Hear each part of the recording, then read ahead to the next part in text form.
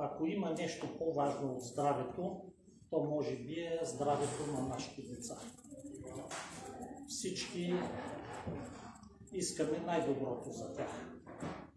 Искаме да са здрави, да са умни.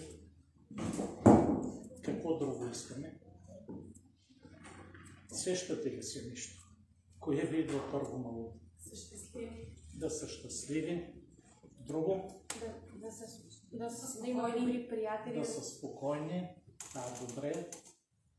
Значи в социалния си живот също да са разумни, да са разумни. Хората. Така, друго? Търпеливи да бъдат. Да бъдат търпеливи.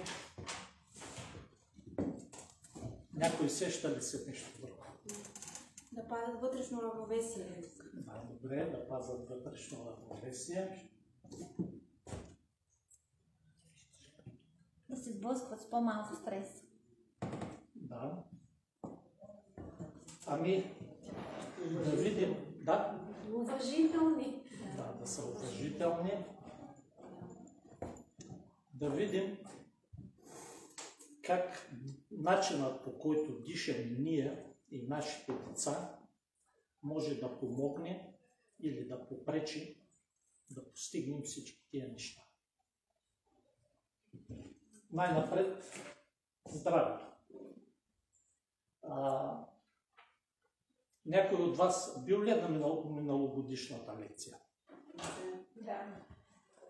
Другите, чували ли сте нещо за нормализиране на дишането, някои други лекции гледали ли сте? И някой има ли, който въобще да не е гледал някои от лекциите? Да. Добре. Припомняме тогава някои неща. Какво е здраве? Има ли някакво определение, някакви критерии? Нещо идва ли ви на ум? Да сте прочели или чули? Пълно равновесие на ум, чувства, тяло, равновесие вътрешно. Да. И какви са критериите, по които определяме дали сме здрави или има някакъв проблем? Физическо и психическо благополучие. Да. Значи, Световната здравна организация дава такова определение. Здравето е състояние на пълно физическо, психическо и социално благополучие, а не просто отсъствие на болест.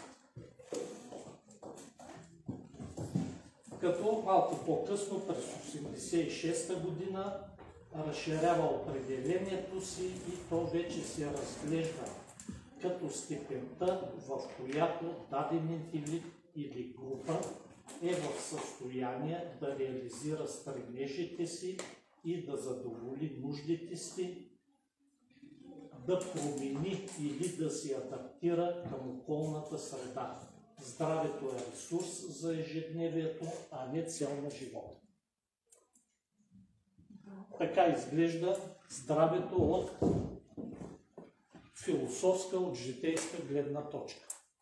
А от гледна точка на медицината, как изглежда здравето? Когато отидете на лекар, на годишния си профилактичен преглед, примерно, той как определя дали сте здрави или има някакъв проблем. Така, най-напред по външния ви вид, след това по вашите оплаквания и след това мери някакви параметри. Какво ни мерят? Температура, пулс, кръвно налягане, някакви параметри на кръв, на урина, когато е нужно образна диагностика. Тоест всички тези параметри, които ни мерят, те имат някакви стойности, които са приети за норма. И ако вашите резултати са в границите на нормата, лекарят какво ви казва? Всичко е наред, вие сте здрави. Ако някой от тези параметри излиза извън нормата, значи има някакъв проблем. И тогава казваме, че човек е болен. Тоест, здравето от медицинска гледна точка е състояние, при което всички жизненно важни параметри са в норма. А болестта е състоянието, при което един или няколко параметра са извън норма. Параметрите може да са най-различни. Може да са физични, химични, структурни, функционални, дори и нравствени. Там също има неща, които са приети за норма и които имат значение за здравето на човек.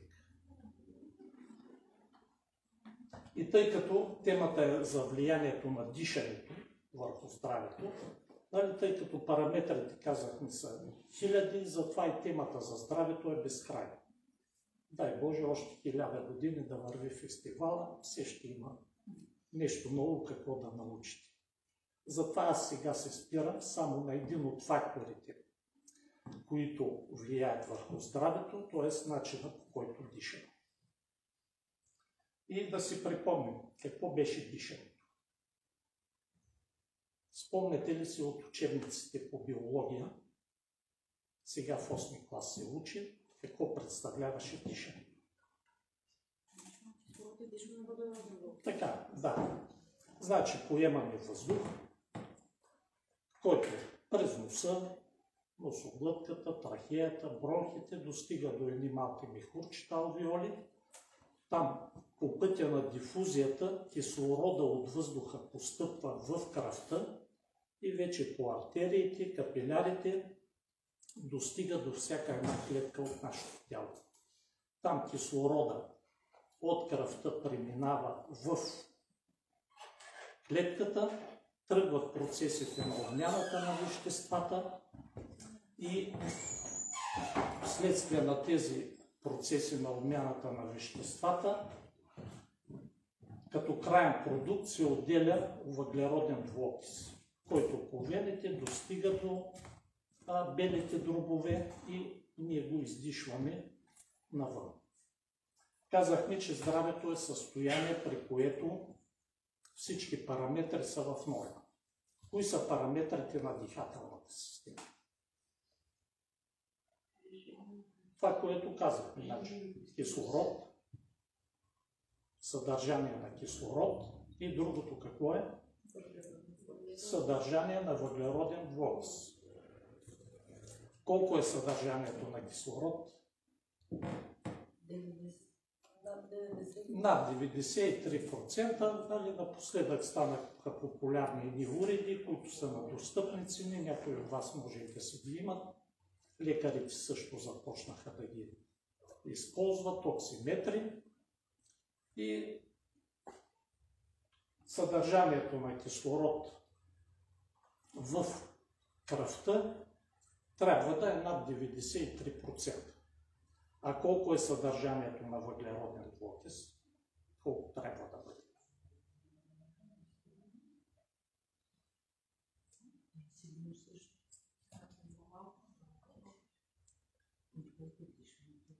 Шест% и половина. Защо 6% и половина?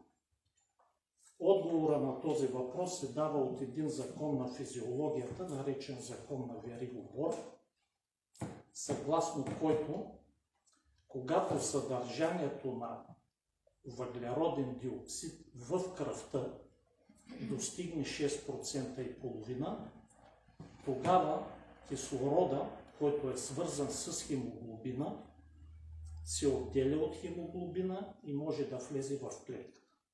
Ако съдържанието на въглероден диоксид в кръвта е по-ниско от 6% и половина, тази връзка между кислорода и хемоглобина става здрава и той не може да се отдели и да влезе в клетката.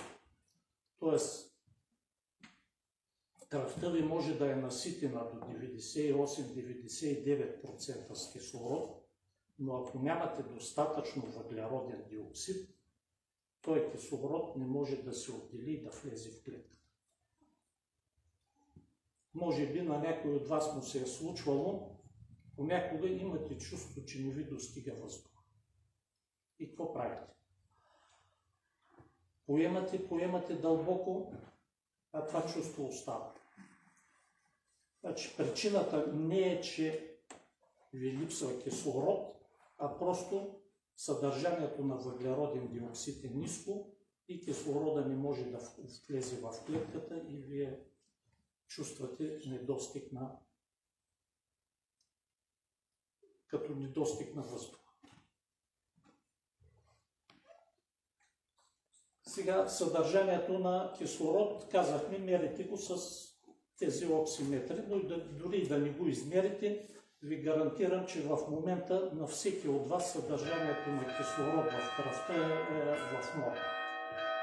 Просто при едно нормално състояние кръвта винаги се насища 93 до 98% с кислород.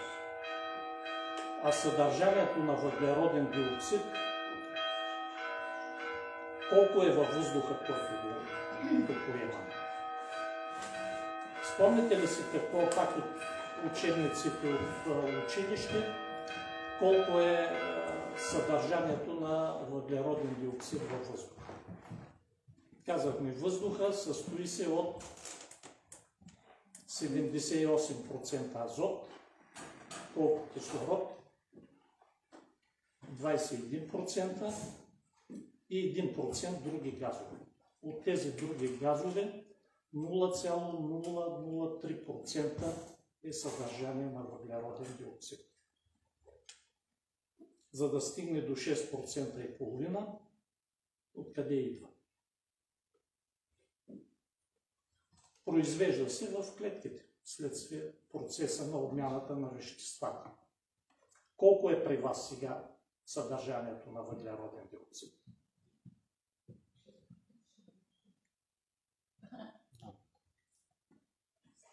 Колко? Значи, тъй като лекцията е с практическа насоченост, въведен е един параметър, който се нарича контролна пауза. И с този параметър ние можем да определим във всеки един момент приблизително колко е съдържанието на въглероден диоксид във вашия организъм. Значи, какво представлява контролната пауза?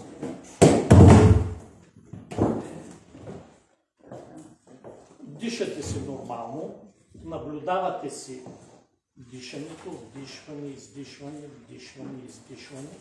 След нормално естествено издишване задържате въздух до първото желание да вдишате. И засичаме времето.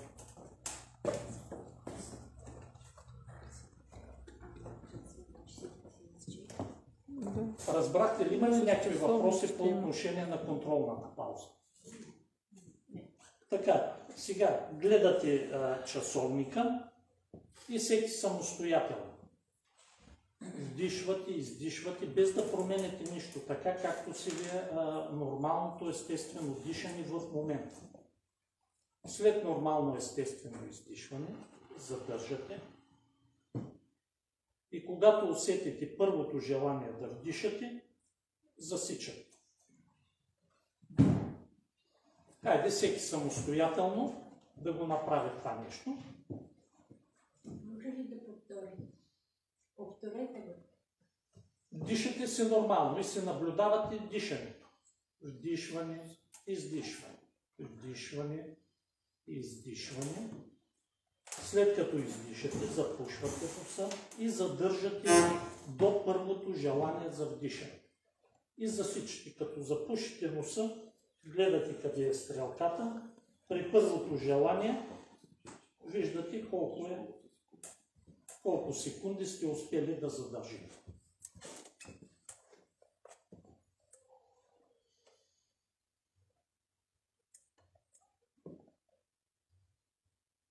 Аз 34. Да, добре. Някой друг ще сподели? 30. И аз 30. Да, добре. 35. Да, много добре. Добре. И сега да видим, който иска да си... Сега да видим как може да използваме тези данни, за да определим колко е съдържанието на въглероден диоксид в кръвта ви и как да разтълкуваме тези данни.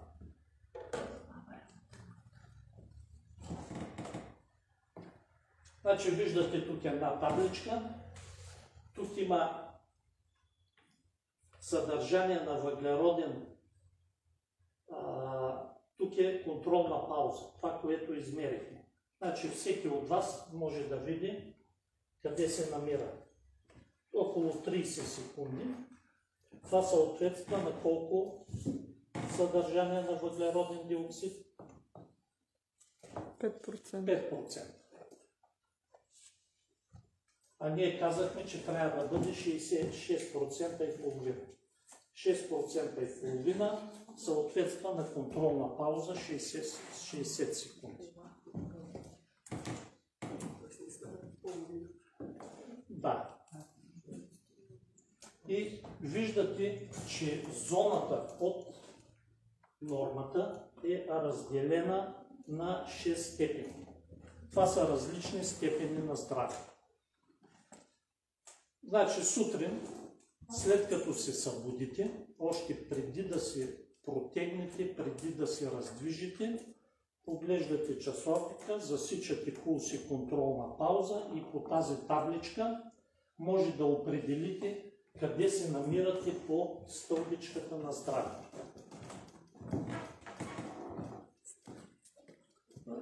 Ако ми пишете след това, ще ви изпратя файл, може да си го принтирате, да си го използвате както искате. И да видим тези степени на здравето, какво представляват. Значи при 60 секунди, т.е. 6% и половина, това е състояние на абсолютно здраве.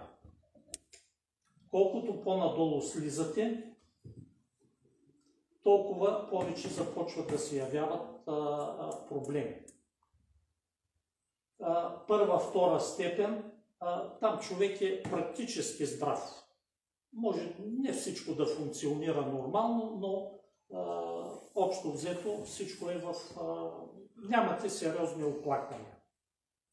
Вече при контролна пауза под 40 секунди, пак е една такава сива зона, може от време на време да не се чувствате съвсем добре. Един-два пъти в годината може да изкарате някаква хрема, грип, но общо взето се живеете нормално.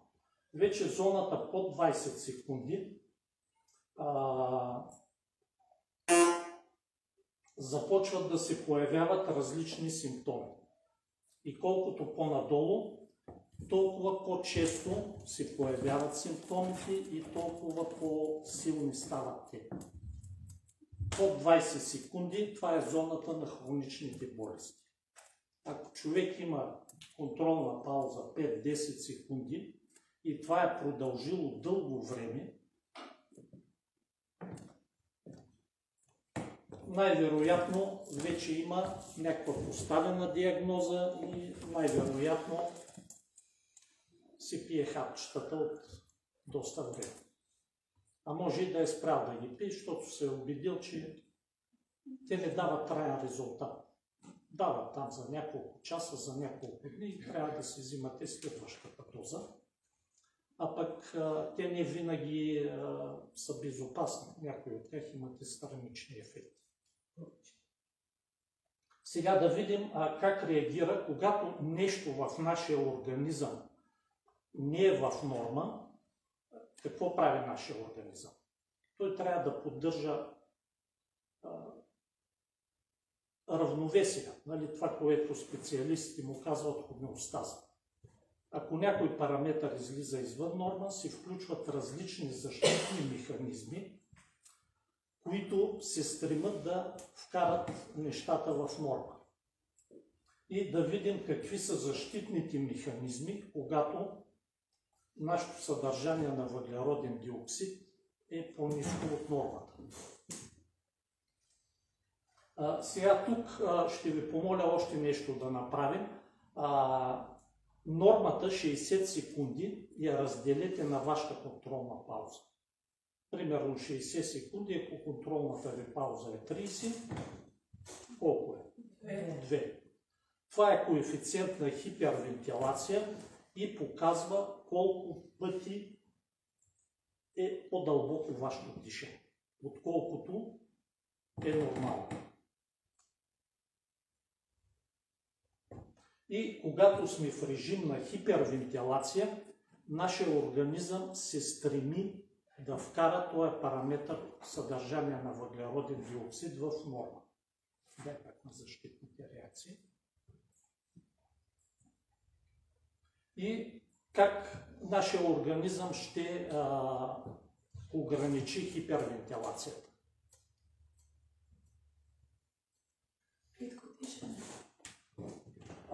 Когато става автоматично, тъй като дишането е автоматичен процес, ние общо взето не се интересуваме от него, той се върви автоматично. За да намалее количеството въздух, което постъпва, така че да не се разрежда толкова, то е параметър на съдържание на въглероден диоксид, как ще ограничи постъпването на въздух в нашия организъм? Ще е запушен носа. Да. Първата реакция е да имате запушен нос. И какво правим ние? Примерно нашите деца пускате детето, 1 час тича под ятопката и пристига с 2 реда сополи, запушен нос и какво прави? Слагаме капки. Така. Издухваме носа, ако не стане, слагаме кап. Тоест, елиминираме първата защитна реакция. И организма включва следващата защитна реакция. Каква е следващата защитна реакция? Увеличена трета сливица. Значи, от гледна точка на тази теория и практика, увеличената трета сливица не е болест в истинския смисъл на дума. То е защитна реакция против хипервентилацията. И тогава какво правим? Какво ви препоръчвам?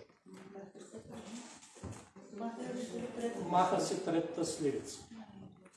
Тоест, премахваме следващата защитна реакция. И като я премахнем, какво следва? Тя или рецидивира. Познавам хора, които 3 пъти са им махали третата сливица и след това цял живот продължават да имат всевъзможни проблеми.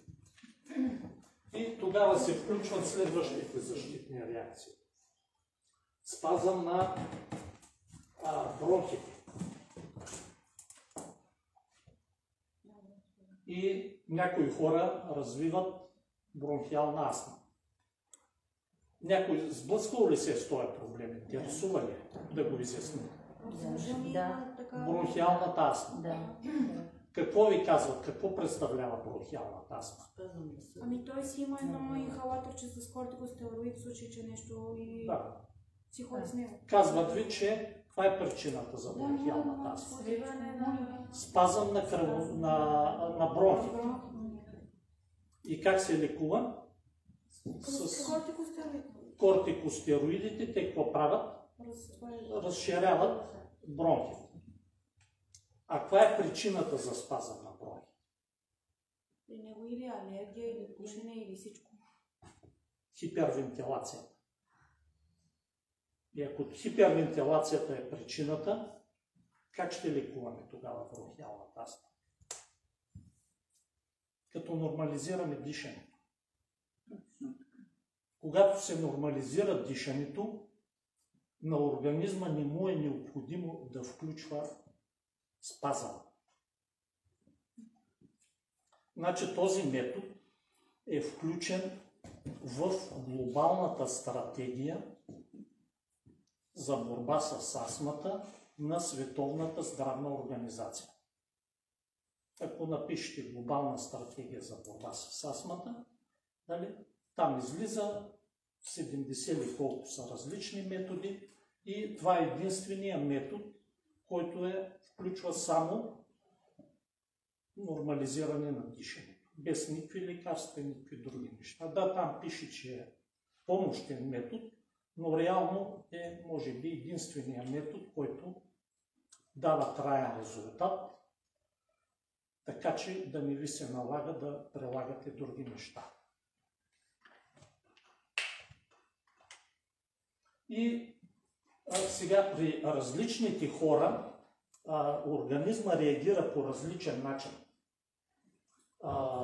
При някои преобладават тези реакции тук в дихателната система, но при някои те не са силно изразени. При други реагират повече спазмите на кръвоносните съдове.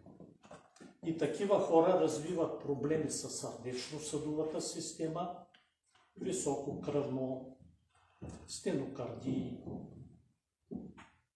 Последствия, ако продължи този проблем дълго време, години и десетилетия, започва запушване на, тъй като на кръвоносните съдове. А има трета група хора, при които не сработва нито едната защитна реакция, нито другата, или сработва, но слабо. При тях страда клетката, тъй като клетката остава без кислород. Значи казахме, той може да е достатъчно в кръвта, но ако съдържанието на въглероден диоксид е ниско и не се включат тия защитни реакции, така че да го поддържат норма, тогава страда обмяната на веществата в клетката и такива хора имат проблеми точно с обмяната на веществата, с алергии и автоимунни заболявания. И макар че всички тези болести, бронхиална астма, диабет, сърдечно-съдови заболявания, да изглеждат съвсем различни, причината за тях от тая гледна точка е една, т.е. хипервентилация.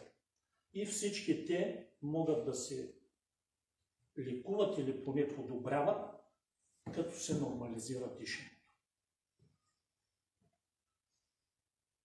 Така че до тук дишането е един от факторите, които могат да ви помогнат много, за да поддържате здравето на вашето дете.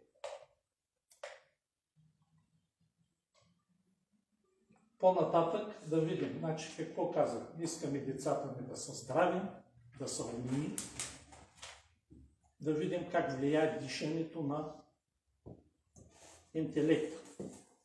Значи, дай пак на защитните реакции. Казахме, при хипервентилация се получава спазъм на на съдовете. Тези включително и на мозъка. Значи мозъка, той като обем и като тегло може да е 2-3% от тялото ни, но той консумира над 20% от кислорода. И когато сме в режим на хипервентилация, при повечето хора най-напред страда мозък. Случвало ли ви се някога да дишате интензивно? Примерно отивате на лекар и той иска да ви преслуша белите дробове и какво ви казва? Дишайте дълбоко. Дишате и какво се получава? Замайва си главата. Каква е причината за това замайване? Какво на кислорода? Какво? Моля? Кислородът се повишава като памето дълбоко въздух. Ами, това е една от заблудите по отношение на дишането.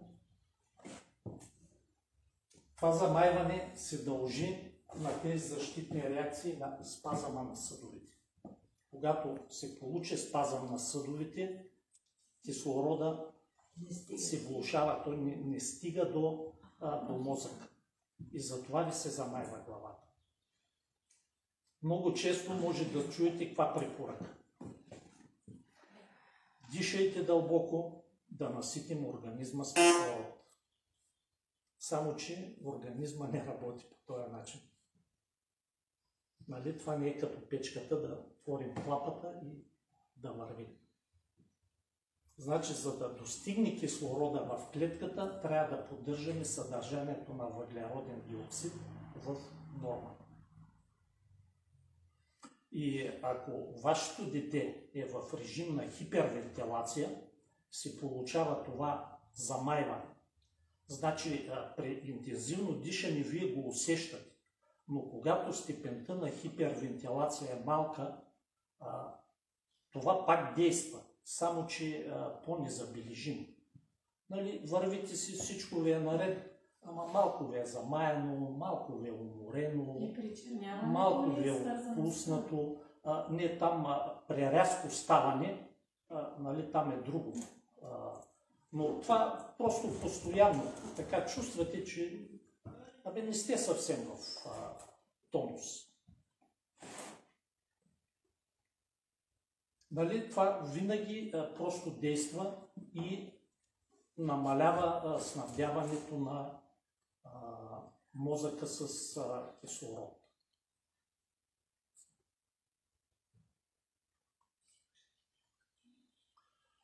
И това съответно, когато се получава още в детската възраст, когато интензивно се развива детето, се отразява и на неговото интелектуално развитие.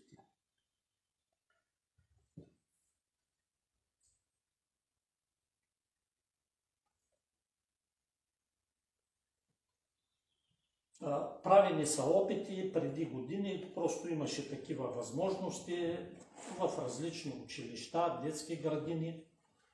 Деца, които имат скромен успех, там 2-3, когато се нормализират дишането, стават отличници. И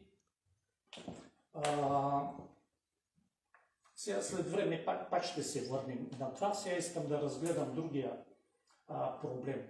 В началото ви казах как мерите контролната пауза. Дишвате, издишвате, вдишвате, издишвате, запушвате носа. Дишането трябва да става само през носа. Носа е орган за дишането.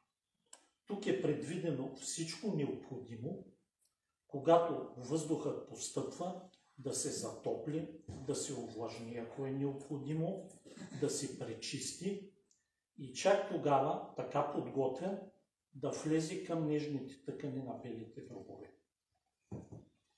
Ако дишате през устата, въздуха той не е подготвен и тръгват различни проблеми. Нещо повече, сега искам да разгледаме няколко илюстрации, как се отразява дишането през уста при децата. Ако едно дете, нормалното здраво дете, диша през носа. Дори ако му хваляте носа, то след 2-3 секунди има нужда. Децата дишат по-очистено. Има нужда. Как реагира детето? Блъска ръка. Да.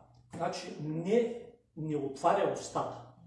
Започва да върти главата, да се дърпа, да бута, но не отваря устата. Това не му е заложено като естествена реакция. Нормалното здраво дете диша само през носа. Ако по някаква причина едно дете започне да отвори устата, след време да видим какви са последствията от това. Тук виждате една класическа илюстрация, какви са последствията от дишането през устата. Виждате човек, който диша нормално през носа и човек, който диша през устата. Когато това продължи дълго време, години, докато детето ви порасне, след 5, 10, след 15 години, виждате какви са резултатите. Значи, първо, самото при отваряне на устата, особено ако детето спи с отворена уста, тук се получава едно напрежение, челюстта не може да се развива нормално, зъбите не се подреждат добре, нали, самата челюст хлътва назад и напоследък много често може да видите деца с... Какво има? Брекети, да. И понякога това може да продължава с години и ако детето продължава да диша през устата, пак да няма някакъв добър резултат. Виждате това хлътване на челюстта, назад и горната и долната, в един момент това води и до деформация и на носа. И докато порасне детето, в един момент тръгва суетата, леле, ама носа ми такъв, не си го харесвам. И какво се прави? Операция, отивате при пластичен хирург, той ви коригира носа, но проблема не е само във външния вид. Проблемът е, че тази хлътнала челюст води, нали, до ненормално развитие, до проблеми с захапката. Нали, виждате една илюстрация, самата зъбна арка при един човек, който диша през носа, как се развива нормално, а при човек, който диша през устата, челюстта остава тясна, зъбите не се подреждат и това води и до деформация на дихателните пътища, което пречи на дишането. И това вече дава отражение не само на естетиката, на външния вид, а и на цялостното здраве и развитие на организма. Значи, ако казвам, искаме децата ни да са здрави, искаме да са умни, искаме да са красиви. Но виждате как само един фактор, дишане през устата, до какви проблеми може да доведе и с самата естетика на човек.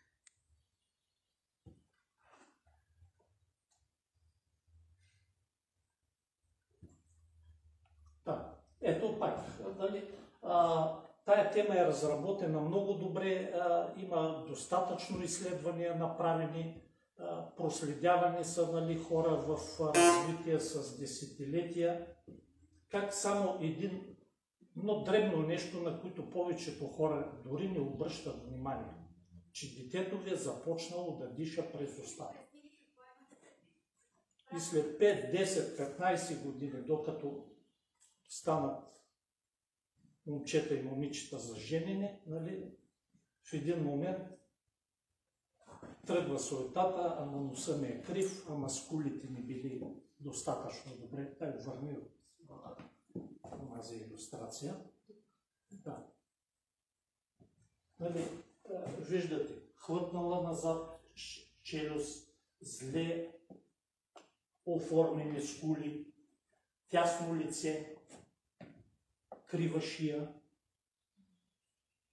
Само тази крива шия, тук ако се проследят нещата, притискане на нерви, на кръвоносни съдове, нали, всичко това пречи и на цялостното здраве, пречи и на интелектуалното развитие на детето.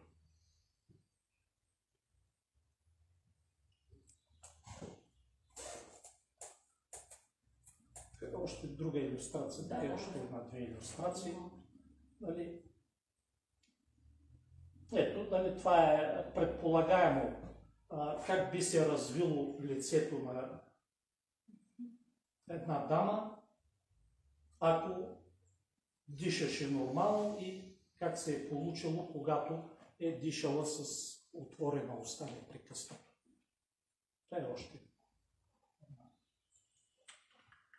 Нали? Тук също виждате едно дете, което е било с добре оформена глава и когато е започнало да диша през устата, как се издължава главата. Дай още една. Нали, ето пак такива илюстрации. Има ли още нещо? Да, не, това го казахме, че пластичните хирурзи могат да ви коригират външно нещата, но не е само това. Остават проблемите с челюстта, с захапката, с деформации на дихателните пътища, които се отразяват и на физическото, и на интелектуалното развитие на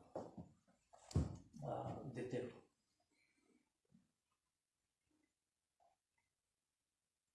Как се увеличава въглеродния диоксид, като дишаме? Чрез нормализиране на дишането.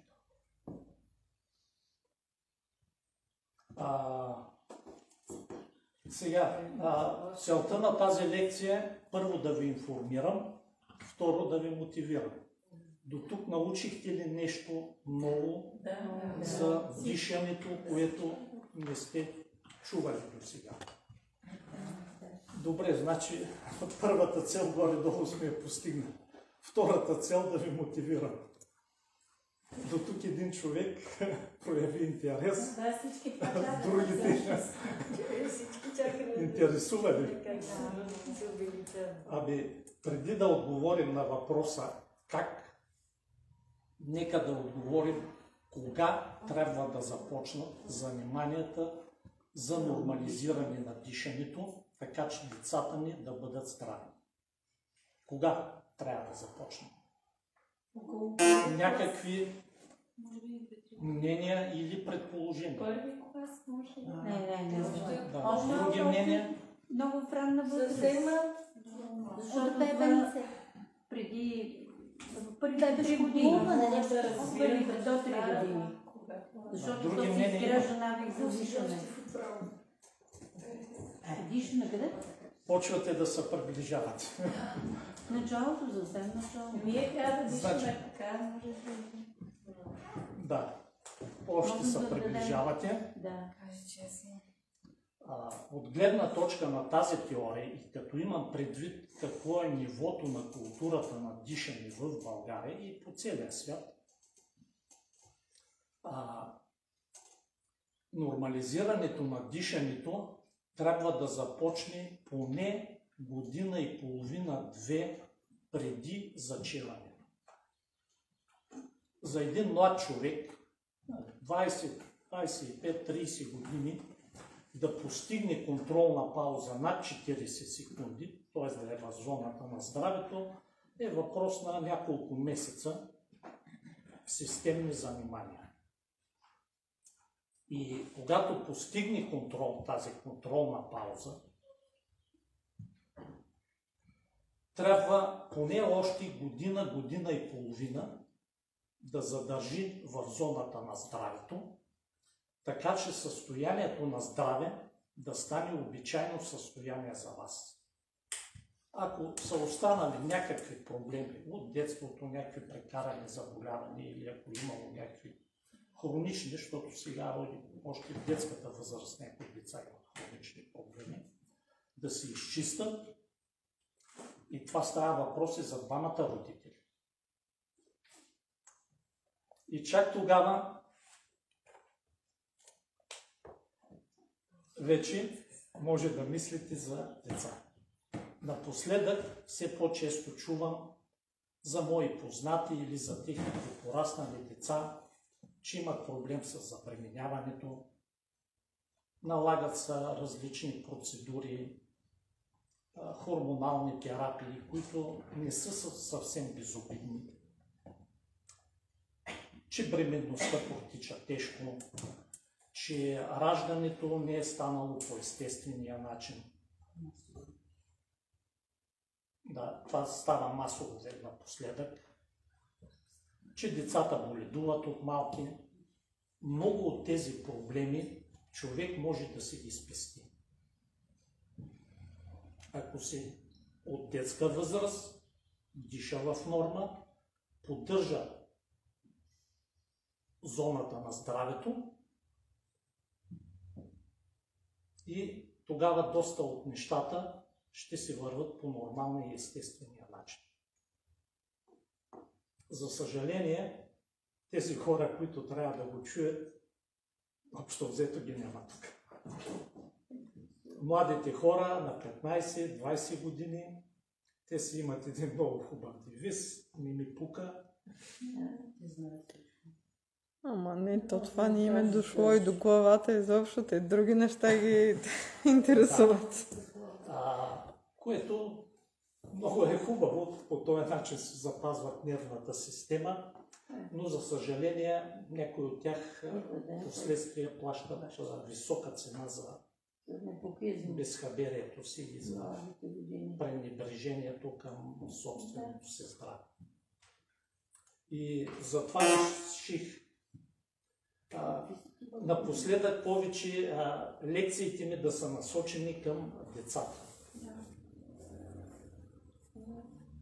С надеждата, че тази информация ще стигне до тях и тези, които ги отглеждаме, да може да им помогнем просто да растат здрави, в зоната на здравето.